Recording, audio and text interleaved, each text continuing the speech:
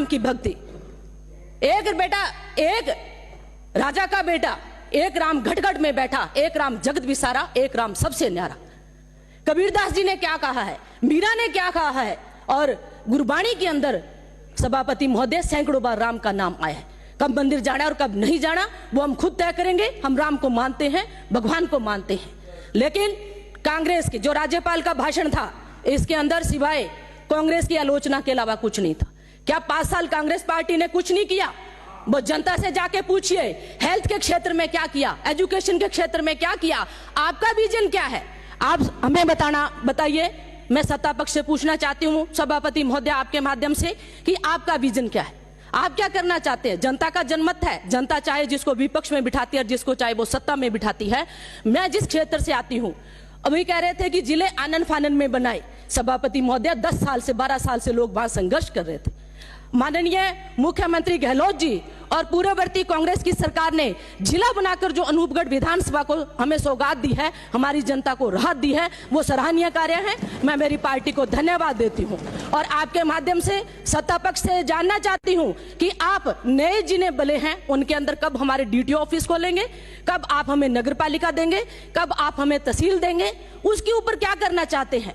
किस तरह से आज हमारे सीएससी मेरे घड़साना रावड़ा अनूपगढ़ के अंदर एक भी गायनी डॉक्टर नहीं है। आप मेरे विधानसभा के अंदर गायनी डॉक्टर की कब व्यवस्था करेंगे, ट्रॉमा सेंटर कब देंगे? और सबसे बड़ा मुद्दा कि जिस विधानसभा क्षेत्र से मैं आती हूं वहां पे अध्यक्ष महोदय सिंचाई पानी पे हम निर्भर हैं। किसानी से संबंधित मेरा जिला है, भारत और पाक की सीमा पे बसी हुई मेरी अनूपगढ़ विधानसभा है। अभी पीछे जो रेगुलेशन जारी किया, उस रेगुलेशन का क्या नियम था, किस क्रम में हमारी वरीयता क्रम जो हमारा चेंज किया गया, जो 30 हमें पानी पीछे मिलना चाहिए था सर, हमें आगे पानी इन्होंने 8 मार्च की, अब ये बंदी ले रहे हैं 15 मार्च को जो इरिगेशन डिपार्टमेंट है। अध्यक्ष महोदय मेरी बात नोट की जाए, क्योंकि हमारी जो सरसों की और गेहूं की जो हमारी फसल है उसके पकाव के लिए हमें 15 अप्रैल तक पानी चाहिए आईजीएनपी नहर के अंदर। तो मेरा मानना है कि सर आप सिवाय एक दूसरे पे छींटा कसी के, एक पार्टी की कमी गिनाने के बदले आपने जनता को मौका दिया है, तो आप लोग जनता के हित से संबंधित काम कीजिए।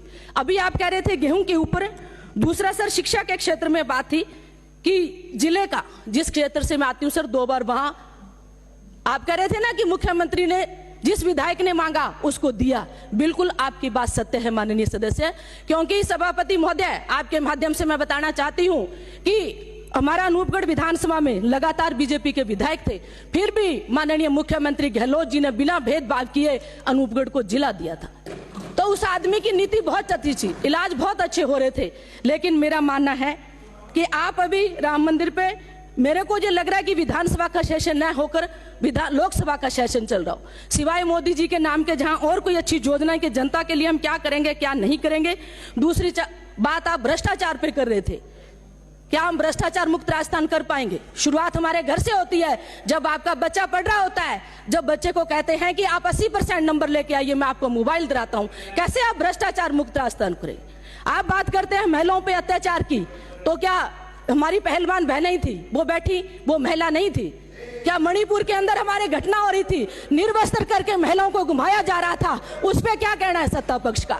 महिला की बात करते हैं आप लोग। और इसके साथ साथ मैं आपसे यह भी कहना चाहती हूं अध्यक्ष महोदय आपके माध्यम से कि एक जो राजस्थान सरकार ने खाद्य एवं नागरिक आपूर्ति विभाग के माध्यम से जो विजन था कि हम सरसों के ऊपर आरएमसी 2020 और 24 और 25 का है समर्थन मूल्य पे खरीदने की बात है, जिसमें 2275 रुपये, मेरे से पहले मेरे छोटे भाई अभिमन्यु ने भी इस पे बात कही थी, 2275, और उस समर्थन मूल्य के ऊपर 125 रुपया आप बोनस दे रहे हैं, तो कुल मिलाकर 2400 रुपया हो रहा है। तो आप बात कर रहे हैं 2700 रुपये की, इस पे आपका क्या कहना है?